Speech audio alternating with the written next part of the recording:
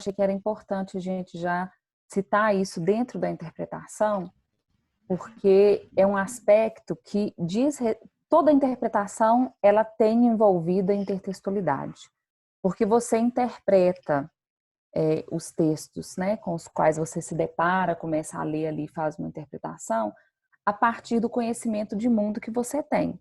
Então, a intertextualidade é conhecimento. E quando a gente não conhece qual é a base para que aquele texto seja construído, a gente tem muito mais dificuldade de fazer essa interpretação.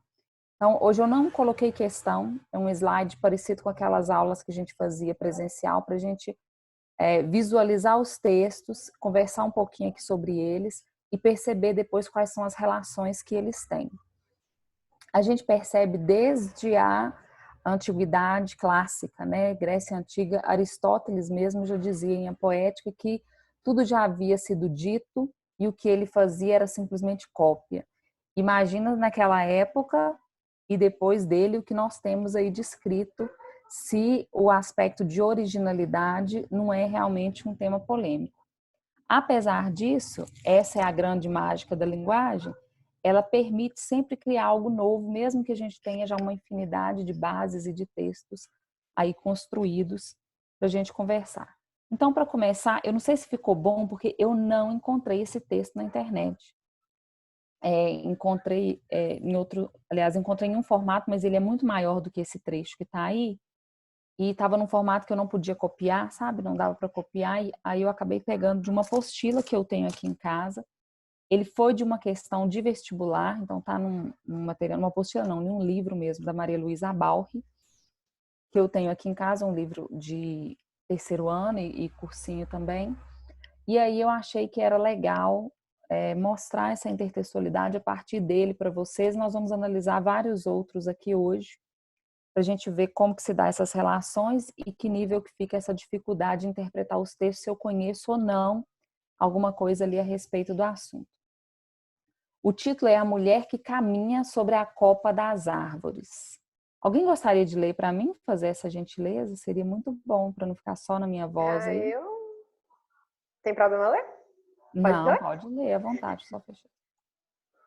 Pode ler. A É mulher quem que fala, caminha... Ana Clara.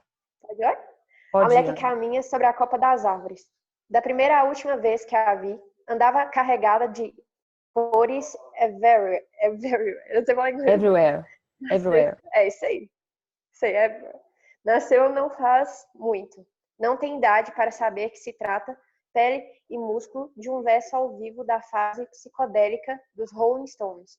Era-lhe uma definição perfeita. O arco-íris de Jagger e Richards, mas nunca o disse. Nossa, tô ótima no inglês. Diante de sua sublime presença matiçada, ora louca, ora subitamente louca, calei-me sempre em paz no respeito. Deixei trancadas as palavras profissionais no computador e em seu louvor preferi, certa noite, abrir os bolsos da jaqueta e deixar voar 2 borboletas. Meia dúzia de esperanças, 2 vagalumes e um melro. É isso, né? Uhum. Um truque de circo que devo ter visto em algum filme de Fellini e há tempos ensaiava para quem merecesse. Filo, quero repeti-lo.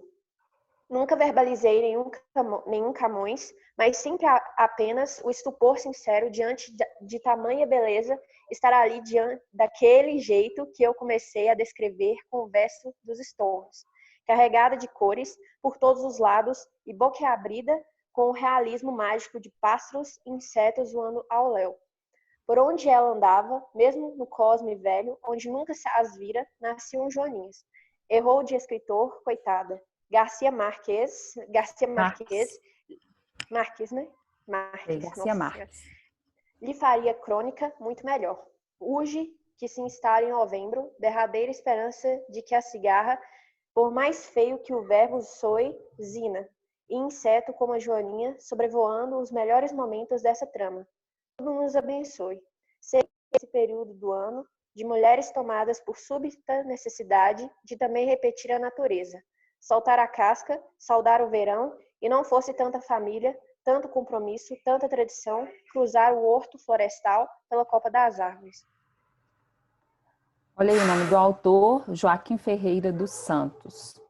Esse texto apareceu numa segunda fase de um vestibular, uma questão aberta, e simplesmente pedia para explanar a respeito dos recursos linguísticos presentes no texto. Me diga aí alguém o que você explanaria desse texto.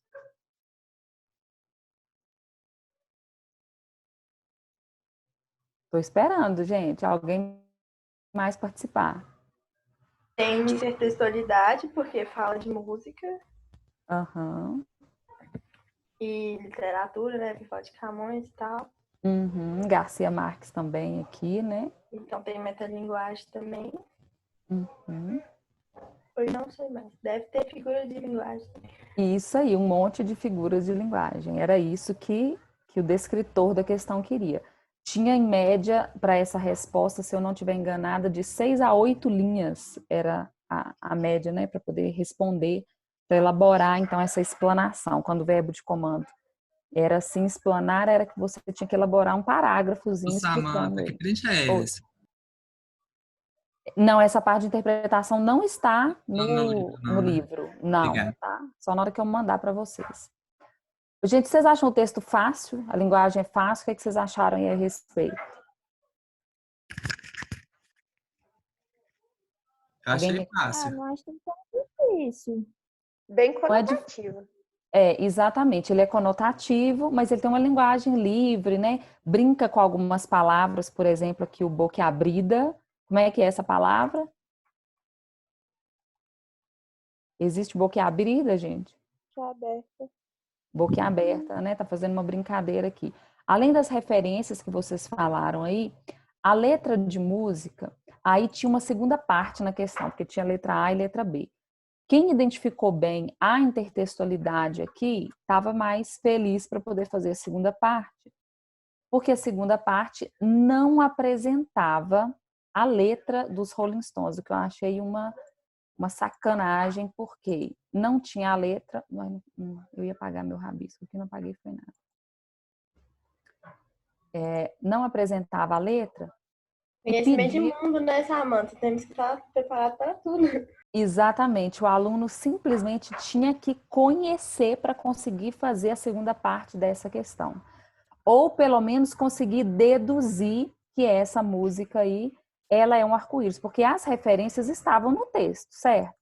Ele falou dos Stones, aqui ó, Rolling Stones, e aqui embaixo ele ainda fala, era-lhe uma definição perfeita o arco-íris de Jagger e Richard, mas nunca o disse. Então, se a pessoa estava hiperconcentrada e tem uma interpretação do momento ali excelente, ela ainda conseguia tirar essa relação e deduzir o que essa letra de música falava. Vocês concordam comigo? Porque ele começou aqui descrevendo uma mulher, né?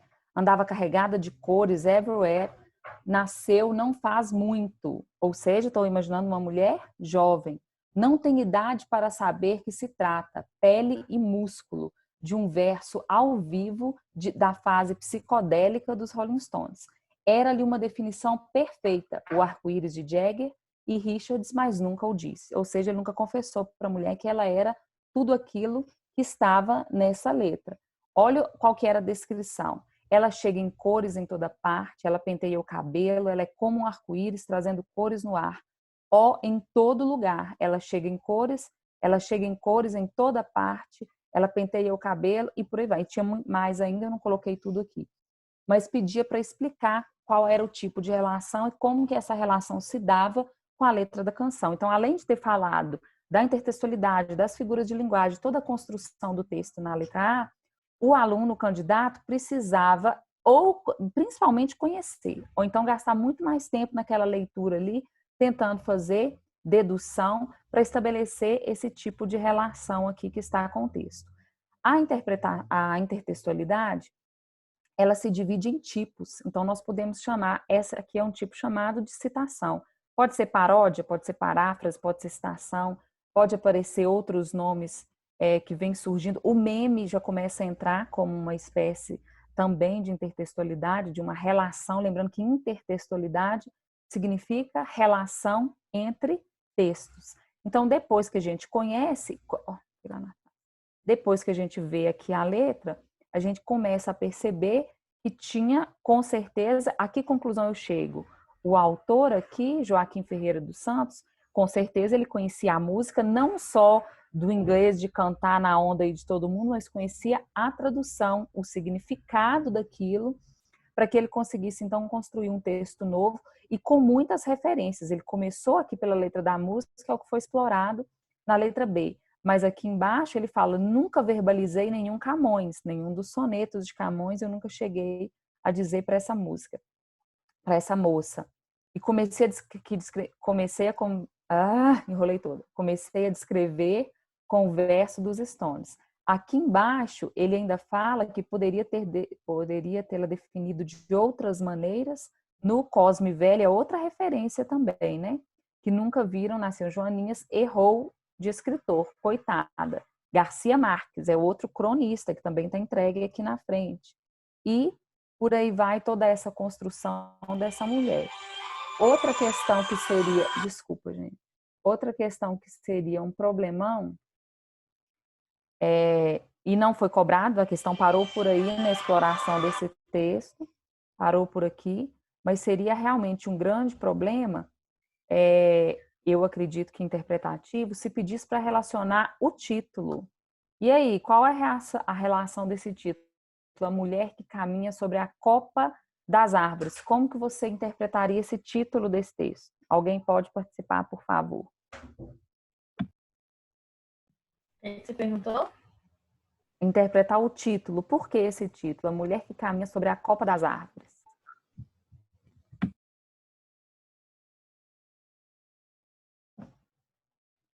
Já que não é mais a mesma relação aqui, porque a relação aqui ela é um arco-íris. Por que esse título, então? Parece muito uma estratégia que vocês usam, ou deveriam usar, ou a gente vê muita nota 1000 usando na redação do Enem. A chave estava aqui no finalzinho. Olha, para interpretar esse título, eu precisava ter uma atenção extrema aqui no final do texto. Presta atenção nisso aí. Alguém quer se arriscar ainda? Ao invés de me deixar aqui sofrendo, falando sozinha? Vai que é sua, Samanta. Sei. Sei, e começa com sei, ó. Sei, nesse período do ano, de mulheres tomadas por súbita necessidade de também repetir a natureza, soltar a casca, saudar o verão, e não fosse tanta família, tanto compromisso, tanta tradição, cruzar o horto florestal pela copa das árvores. O que vocês imaginam dessa mulher, gente? O que é a mulher que caminha sobre a copa das árvores? Isso Romper com as tradições? romper não só com as tradições, mas qual que é o perfil? Quando fala que sair da casca e saudar o verão, o que que essa metáfora faz vocês lembrarem? Pensem em alguma coisa aí. Amadurecimento também? Amadurecimento, metamorfose da borboleta, não dá aquela sensação? Entrou lagarta e vão sair assim da quarentena, né? Todo mundo borboletando aí, por favor. Porque eu tô uma lagarta aqui dentro de casa, me sentindo totalmente lagarta. Imagino que tem mais alguém aí, né? De vez em quando a gente troca o figurino só para parecer que não tá com a mesma roupa sempre. Porque lava, veste de novo e fica nessa. Vai arrumar cabelo para quê? Fazer unha para quê, né? E continua nessa rotina de lagarta aqui dentro de casa. Mas a construção que é feita aqui me lembra uma palavra que algum tempo atrás era formalíssima e depois o funk destruiu isso, porque é a palavra ousadia, uma mulher ousada. Essa mulher, apesar dela ter um monte de compromissos, um monte de formalidades pelas quais cumprir, a sensação que tem dessa mulher ousada é que a vontade dela é de uma hora sair e andar sobre as árvores, sobre as árvores. Tamanho é o poderio que ela alcança aqui nesse momento, pelo menos na visão desse narrador encantado com essa figura feminina. Ok? Alguém quer comentar alguma coisa?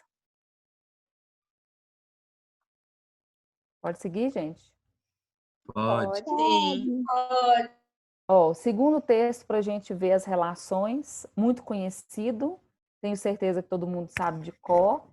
Vamos lembrar aqui embaixo, ó, que a letra, a gente costuma esquecer com frequência o nome dele, Joaquim Osório Duque Estrada. é o compositor, e Francisco Manuel da Silva, o músico, né? Compositores os dois, porque trabalham em conjunto. Alguém sabe de uma intertextualidade que está presente no hino nacional? Lembra de algum texto anterior a ele? De alguma coisa?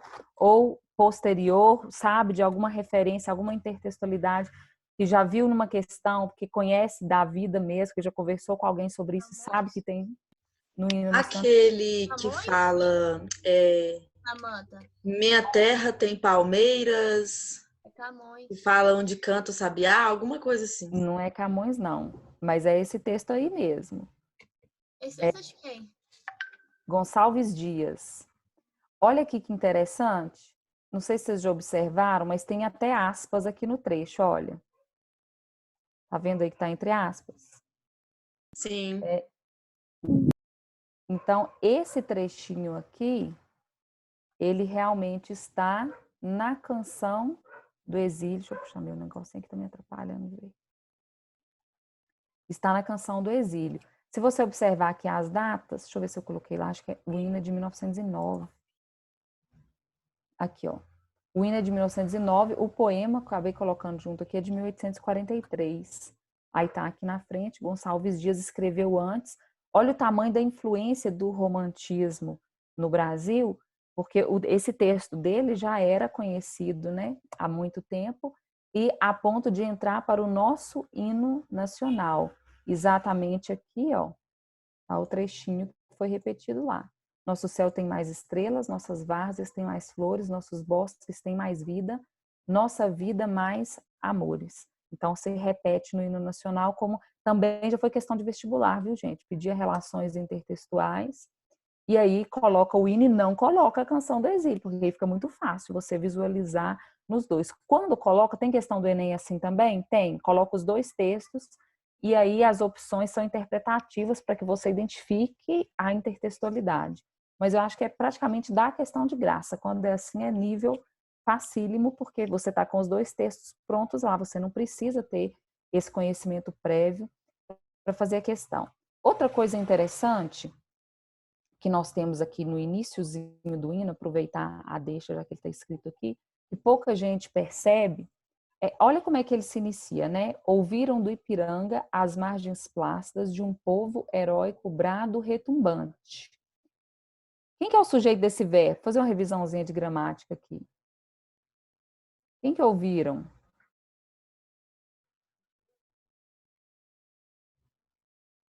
Hein, gente? Eles? É indeterminado, não? Quem que é eles? Determinado. O sujeito determinado. Não é, vocês acreditam? Olha aqui, ó. Quem que ouviu foram as margens. As margens plácidas ouviram do Ipiranga de um povo heróico o brado retumbante. Ouviram o quê? O brado retumbante. Só concluir aqui o raciocínio. Caiu uma vez numa questão de vestibular sobre isso como hipérbato, porque está invertido. A ordem ali está invertida, né? E aí, por isso, a gente fica achando que é sujeito indeterminado. Só para lembrar aqui da curiosidade. Quem queria falar? Mas as margens plásticas não é o local? Por exemplo, tipo, Sim. eles ouviram do Ipiranga as margens plásticas. Se fosse o local, tinha crase. Ah, sim. Entendeu? Qual que é o sentido, então? É o sentido de realmente há alguém nessas margens, né? Ela está personificada, entendeu? As margens estão sendo personificadas. O brado é o que foi ouvido, se fosse para colocar em voz passiva, por exemplo. O barulho, o som do povo heróico é que foi ouvido. Mas se tivesse crase aqui, é que seria só adjunta adverbial de lugar. É uma construção muito complexa mesmo. Por isso que quando é cobrado na figura de linguagem, no hipérbato. Porque a ordem está invertida. Entendi. Entendeu? Uhum. E o que seria o objeto aqui, ó, seria o brado retumbante, o som, né? O barulho, o grito desse povo. E aqui complemento. Então, é difícil fazer essa interpretação lógica desse início, assim. O que ouviram? Talvez o brado, quando a gente lembra que brado é um grito, aí isso fica mais claro. Mas pensar nessa personificação aqui das margens é que é difícil mesmo de perceber isso. ok? Então, se por acaso aparecer, aí vocês já estão por dentro dessa inversão que acontece ali no inicinho. Terceiro não, né? Que eu já perdi a minha ordem aqui, mas para a gente fazer terceira relação que nós vamos fazer agora. Monte Castelo, do Legião Urbana, do Renato Russo. Ainda que eu falasse a língua dos homens e dos anjos, e falasse a língua dos anjos, sem amor eu nada seria. É só o amor que conhece o que é verdade. O amor é bom, não quer o mal, não sente inveja ou se envaidece. O amor é o fogo que arde sem se ver, é ferida que dói e não se sente. É um contentamento descontente, é dor que desatina sem doer. E aí, repete ali um pouquinho, tem mais algo inovador aqui no finalzinho. Relação com o quê, gente? Essa é famosa.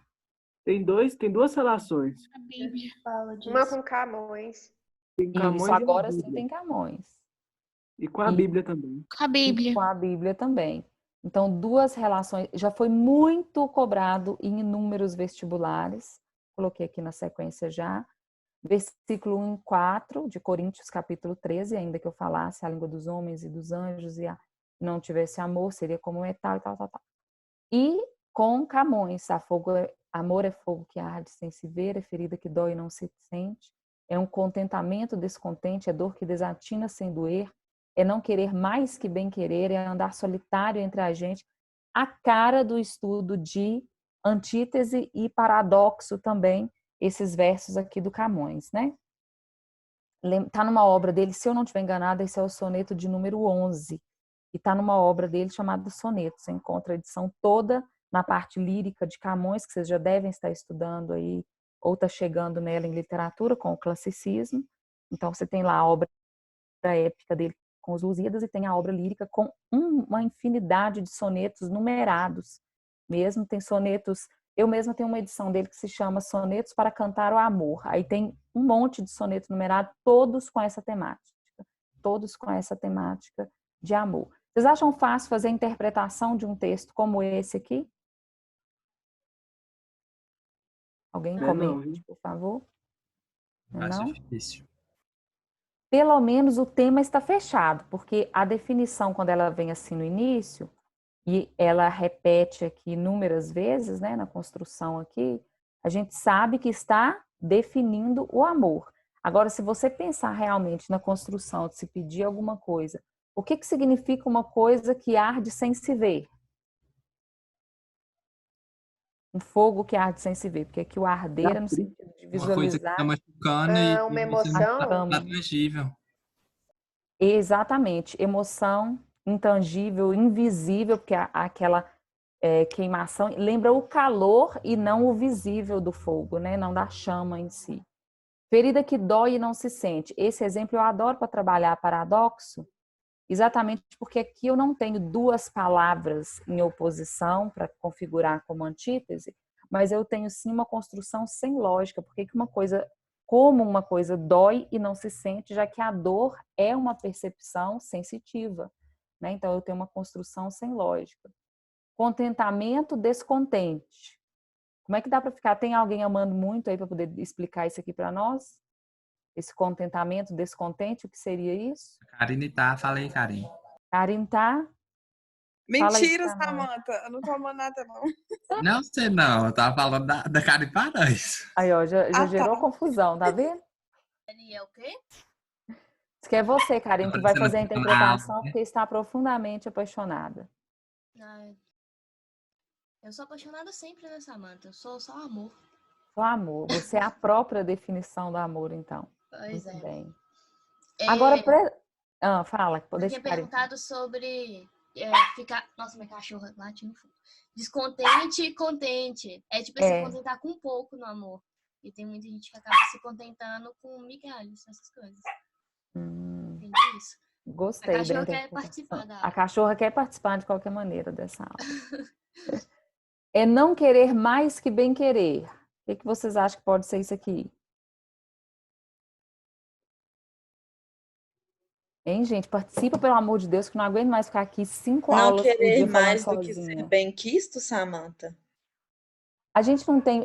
tem muito a ver com isso. Essa impressão sempre de que quem ama demais acaba querendo mais a outra pessoa do que a si próprio, ou valorizando mais o outro do que a si próprio, né? Então, Camões está aqui num limite de amor gigantesco, a ponto de também, continuando, andar solitário entre a gente.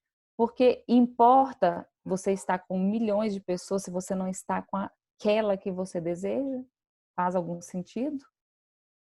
Verdade, Samantha. Concordo. Né? Então é um amor, assim, o tema tá ficando... não sei nem o que descrever aqui. É querer estar preso por vontade. Alguém já se arriscou de mandar isso aí para namorada, meninos? Nunca tive. Ou vocês não estão nada românticos? Querer estar preso por vontade, ou seja, deseja tanto aquela presença ali que pode ser considerado um aprisionado, né? Cuidado, viu, gente? Eu estou brincando aqui um pouco, descontraindo com essa interpretação, mas se cair alguma questão de interpretação pura, de sentido da temática, só toma cuidado para não ir muito além do que aquilo que o texto apresenta nas suas percepções individuais, porque tem muito distrator nisso. Depois eu vou trabalhar algumas questões que vão ter esse tipo de distrator, tá? Que vão viajando assim muito além do que o texto permite. Então, quando a gente faz um exercício assim de verso a verso, principalmente em poesia, a gente tem que tomar um certo cuidado com isso. E aí, concluindo, vou pular aqui para o finalzinho, se tão contrário a si é o mesmo amor. Então, ele termina ainda com pergunta retórica, com a interrogativa aqui, porque a contradição ou o contrário é tudo que é trabalhado no texto, ou seja, o amor é um sentimento tão confuso e tão contraditório que o eu lírico tem dificuldade de fazer essa definição por mais que ele tente, né? Para a gente fechar. Um texto visual aqui. Quando a gente olha para esta imagem, de que a gente lembra?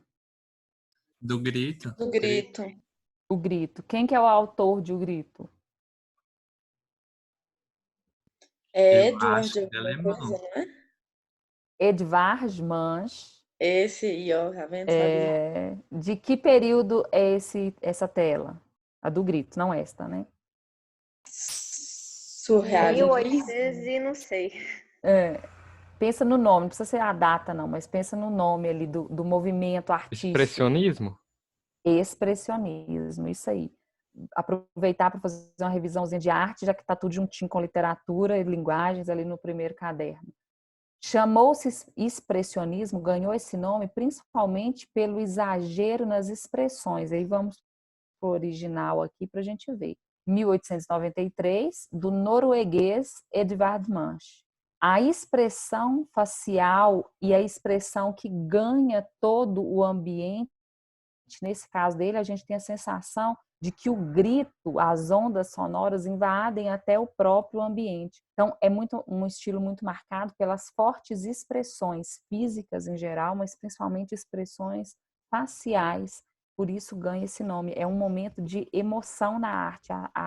A tela, as artes visuais tentam demonstrar as expressões humanas, as emoções. Era um período muito marcado, e principalmente emoções negativas, tá? É um período marcado por expressar medo, angústia, aflição, desespero, são características desse momento aqui da pintura. Eu não estou com o livro aqui agora porque eu esqueci ele no meu armário da escola, mas eu gostaria de ter feito aqui com vocês, antes disso, uma leitura de um trecho do diário do Munch, que ele praticamente descreve essa cena aqui, o que aconteceu com ele. Ele começa narrando assim: eu estava numa ponte com outros dois amigos, quando eles se adiantaram e eu virei para trás, não conseguia mais encontrar o caminho, parece que tudo girava ao meu redor. E aí ele vai descrevendo.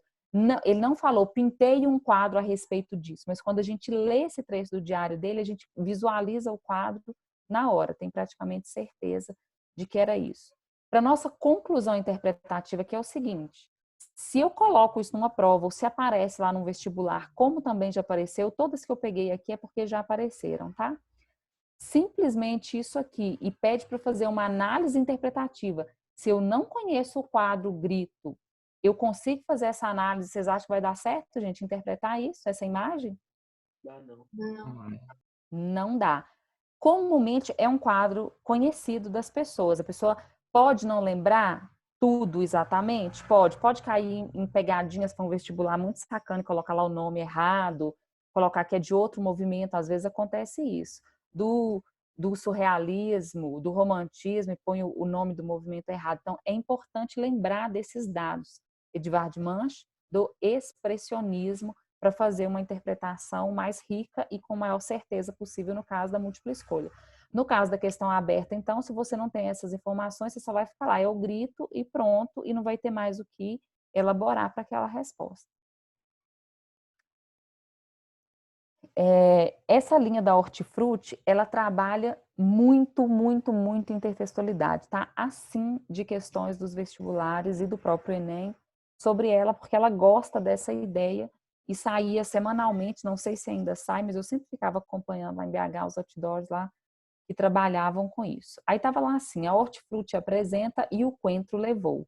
Um clássico da Hortifruti, aqui a natureza é a estrela.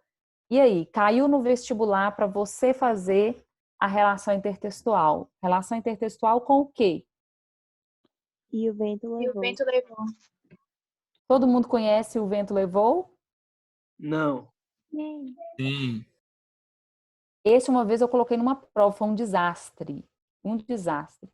De uma turma de 30 pessoas, 2 acertaram. 2 conheciam a questão do vestibular em si. Realmente é um filme, mas olha de que data. Fala assim, é da sua época. Não, é da minha época também. De novo, vou martelar no conhecimento de mundo. Esse é o cartaz original. Aqui embaixo. Espera aí que tem uma situação técnica aqui. Ai, Lívia. Não tem aqui não, Lívia. É sua? Aqui. Pronto, vai. Nossa, pronto, vai Vocês embora. escutaram tudo, esqueci o microfone. A minha caçulinha vem enrolada na toalha, de pontinha de pé, procurando um pijama aqui na roupa para passar, que tá aqui do meu lado. E ela morrendo de medo de aparecer na câmera. Então, esse foi o cartaz. Aqui do lado eu coloquei um texto porque eu acho importante vocês terem esse conhecimento de mundo, que às vezes a gente entra, tem uma atrevida no chat privado falando comigo assim, nessa época você já tinha uns 40 anos, né, e tal. Vou nem comentar não, sabe, pessoa? O filme é finalzinho de 1939, tá ali a data para vocês, 15 de dezembro de 1939. Por que uma relação intertextual com ele, ou por que deduzir que uma pessoa em 2000 na época que eu acho que caiu no vestibular em 2015, 2016, porque eu ainda estava em Belo Horizonte. Ah, mas eu tenho obrigação de saber isso? Como que eu vou lembrar de um negócio desse? Por que que eu tenho que saber disso? É conhecimento de mundo. Porque não é um filme qualquer que apareceu num cartaz em cinema uma vez e passou por isso e pronto. Foi um filme que marcou época. Se vocês olharem aqui os dados que eu coloquei para vocês, ele ganhou o Oscar em 1940 e ele teve 13 indicações ao Oscar, ganhando 8, incluindo melhor filme, melhor diretor, melhor roteiro adaptado, melhor atriz e melhor atriz coadjuvante, o que é um outro marco histórico importante, porque foi a primeira mulher afro-americana a conquistar o prêmio. Ela fazia uma espécie de, não sei se era uma babá, uma governanta, uma empregada da Scarlett O'Hara. Eu assisti várias vezes, confesso para vocês que eu gostava. Passava no SBT, aqueles filmes, parecendo Sessão da Tarde, que passa 500 vezes no ano. E aí tinha uma sessão, assim, de, não sei se era cinema em casa, tinha um nome, sei lá, de qual sessão. E à noite ele passou inúmeras vezes, a minha mãe gostava, e eu acabava assistindo Scarlett O'Hara, é o nome da personagem, é realmente inesquecível. E tem um pouquinho de história interessante, tá? Da Guerra Civil Americana, a questão das famílias ali do norte e do sul, e principalmente a questão do negro no país. Há pouco tempo eu vi uma notícia de um cinema tradicional americano que passava esse filme uma vez por ano em homenagem ao marco lá e tal. E aí, no ano passado, acho que ele não passou por causa de protestos de algumas pessoas por causa dessa visão, porque diziam que era desrespeitoso com os negros, em função da posição da governanta dela, da maneira que ela é tratada e tal. Mas eu acho, assim, confesso para vocês que para mim é um discurso meio mimimi, porque era um contexto da época. Eu vou fingir que o negro era super bem tratado nos Estados Unidos de 1939, não vou ver o filme porque está ofendendo. A realidade era aquela, então é o que aparece no filme, é realmente condizente com o contexto que o país vivia naquela época. Alguém quer comentar alguma coisa? Tudo bem, gente? Quem falou que conhecia aí O Vento Levou, conhecia só o título ou conhecia realmente o filme? Só o título. Só o título. E nunca assistiram? Não. Não é da Então, nossa época. eu odeio essa resposta, tá? Odeio essa história. Também não é da minha. Isso é conhecimento de mundo. Vou cansar de falar isso com vocês. Tem um monte de coisa que não é da época de vocês e vocês têm que saber. Porque senão parece que a gente sabe porque é velho, não é por isso. Entendeu? Aí, continuando aqui, só para terminar, o filme continuou vendendo horrores, olha aqui embaixo, 390 milhões de dólares obtido, e durante 25 anos fazendo sucesso, vendendo para canais no mundo inteirinho. Então, E o Vento Levou é um marco que realmente não pode esquecer. Depois teve até uma série, acho que sobre a filha de Scarlett O'Hara e tal. Eu assisti alguns episódios também, confesso para vocês que eu gostava. E por hoje era só isso. Olha que aulinha light, leve, para a gente relaxar. Deixa eu ver se foi certinho. Nossa, faltam 2 minutos, que eu calculei exatamente uma aula de 40 minutos para a gente poder encerrar. Alguém quer comentar alguma coisa? Quer que volte em algum dos textos? Quer falar algo mais aí a respeito de interpretação?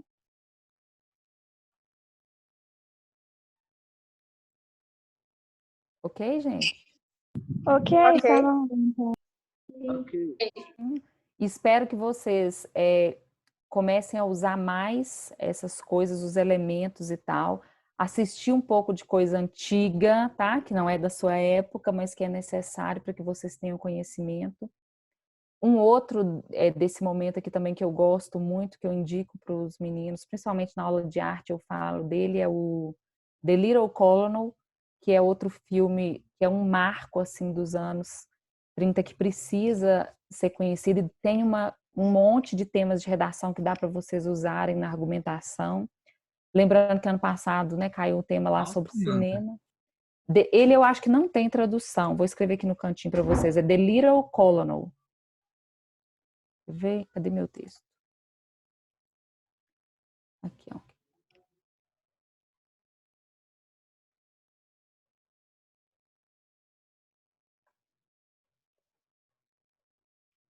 Esse aí, ó. É um filme que tem a atriz principal. Oi. Em português, o nome é... Não, é o Pequeno Coronel. Mascote do regimento. Tá aqui. Tá. Achei que era o pé da letra. Como é que chama? O mascote do regimento.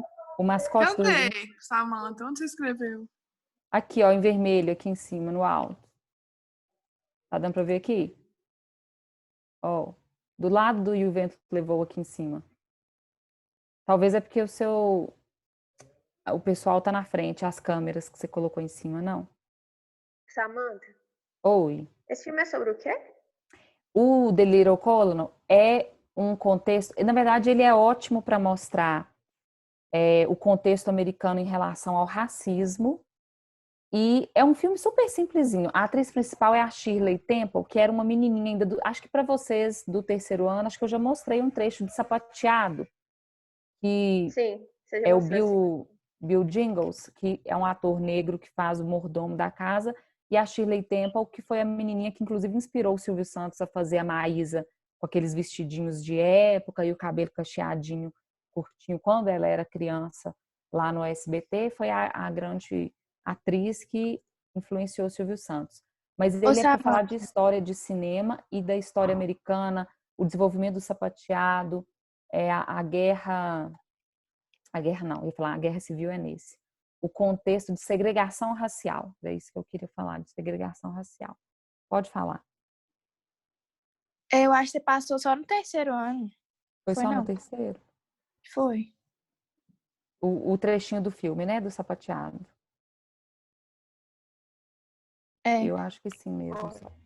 Mas fiquem atentos a isso. Um outro também, já que eu estou falando de questões raciais, fiquem atentos a isso. Se for fazer alguma proposta de redação, alguma coisa assim, aquele outro, como é que chama, gente?